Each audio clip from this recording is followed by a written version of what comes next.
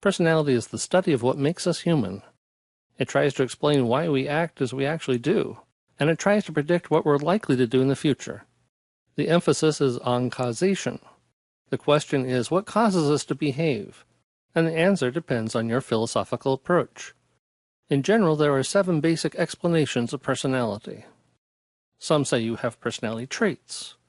Traits are predetermined factors caused by heredity, environment, or the universe. You might trace your ancestry to find out why you behave as you do. If your great-great-great-great-grandparent was a hero, you might expect yourself to be brave. If your ancestors survived tough times, you might see yourself as a survivor. Not surprisingly, we're more interested in ancestors who were kings than in those who were horse thieves. It's somewhat disconcerting to discover you come from a long line of barbarians. The environmental version of trait theory is that you're a thief because you grew up in poverty, or you're a police officer because you were poor, or poverty caused you to become wealthy, generous, cheap, flashy, frugal, and a nifty dancer. The idea is that you were moldable when a child, but now your personality is cast in stone. The earliest trait theories maintain that personality was the result of the universe. Your personality is the result of your zodiac sign. If you'd only been born a couple of weeks later, you'd have an entirely different personality. In every version of trait theory, you have no free will. You do not choose to be impatient or insensitive. Your motto is, "That's just how I am." According to this approach, you are what you were born to be. In contrast to "you're just like your father" explanations, the psychoanalytic explanation of personality is that you're at the mercy of unconscious forces. Unknown to you, there is inside of you a bubbling cauldron of unconscious pressures and forces. You don't choose behavior or give direction to your life. Behavior is caused by unconscious urges. While this approach is essentially mentalism, the crystal ball has been replaced by the couch.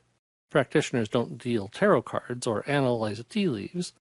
They get you to free associate and then analyze the patterns of ego defense mechanisms. There are a lot of branches of this approach. Some follow Freud, Adler, or Jung. Others are more neo-Freudian and combine psychoanalysis with interpersonal transactional or systems theory. If modern versions of zodiacs and crystal balls aren't your style, you could try the pure scientific approach of behaviorism.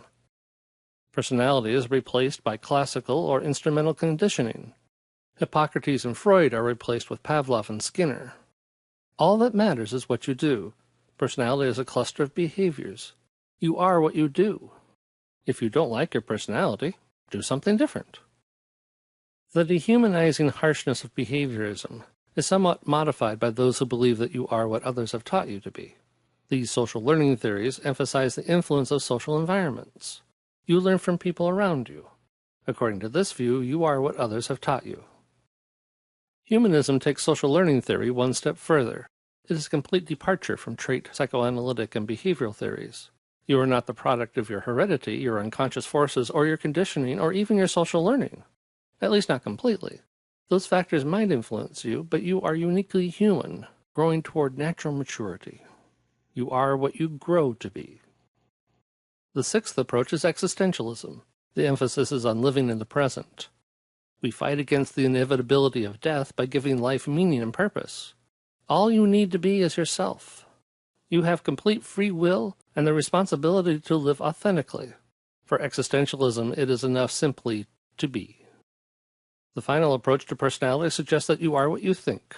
This so-called cognitive approach is more Aristotelian rationalism than cognitive science, but the emphasis is practical, straightforward, and positive.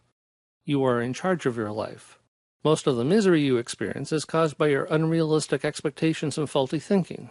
You can stop being miserable because your personality is really the sum of your values, rules, and expectations.